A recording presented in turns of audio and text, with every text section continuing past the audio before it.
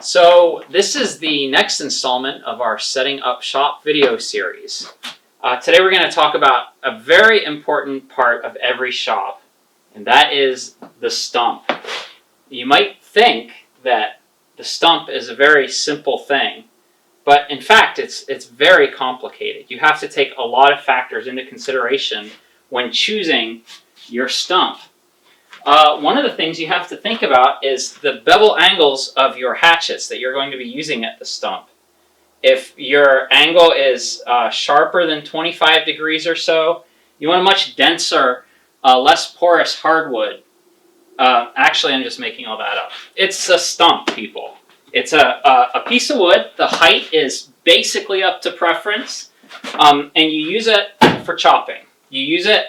It's basically just a solid mass to absorb impact so that you're not beating up the top of your bench. Because the stumps, though this one has lasted us a few years, it's essentially disposable because you will beat on it quite a bit.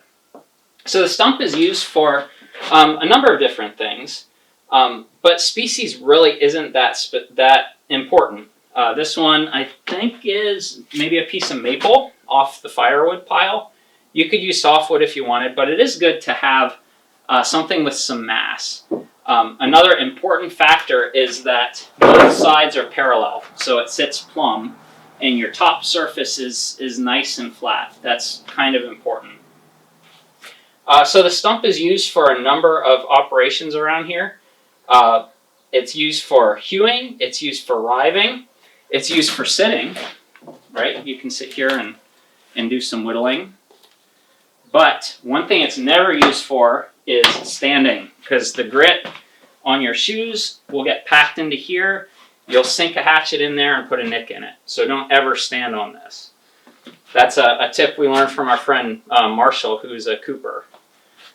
So for hewing at the stump, a lot of times we'll just be taking a board and trimming it to width. So we'll scribe a line on there, and we'll just work down to that line, very, very quickly. And then we can take this board over and plane down, finish taking off that last, 1/8 or 1/16 of an inch to get down to the line. Of course, accompanying the stump is always a massive pile of shavings or chips, which is great. And you can always find like that perfect piece of scrap wood you need. It's in here somewhere. It's just a matter of how, hey, that's like birch or something. It's just a matter of how long you want to look. Other operations that the stump is used for, riving. So we always keep a froe and a club nearby. And again, the stump is what absorbs the impact, right?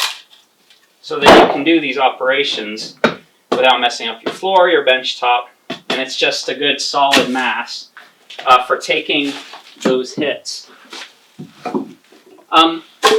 There are definitely ways to modify the stump. You could make it more complex than just a piece of firewood sitting here. We have seen a friend of ours put a leg vise on the side of a stump, which is really fancy. Really kind of a sweet setup. Other things you can do, I have one at home that's up on 3 legs, so it's much higher.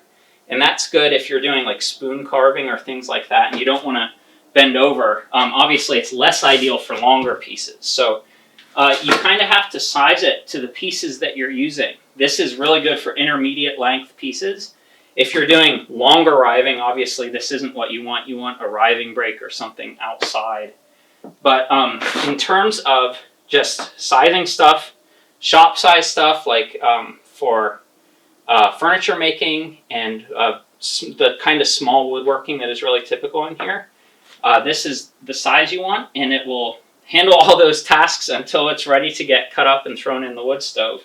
Usually you can tell a stump is pretty much done when you start breaking away from the sides or when your top surface is just not looking so good. Sometimes if you really love your stump, you're really attached to it, you can saw back and get a clean, fresh face, but that might be going a little bit too far. One thing that's important to think about always is hatchet safety in terms of how you keep your hatchet nearby. We keep this hatchet right here under the bench, so it's always within reach. That is not ideal if you have little kids running around all the time. You want to be conscious of that and keep it up out of the way. Another way to store it that some people like is to sink it in the stump so there are no sharp edges out. Of course, that invites people to come up and grab it too. So I think probably the best and safest way to keep it is just have a dedicated place tucked in, back in somewhere where it's safe. The edges kept safe from accidental kicks or nicks or dropping things on it. But it's ready to grab when you need it. So the simple stump, it is an essential for the workshop. And I suggest you go find one. They're available anywhere there are trees.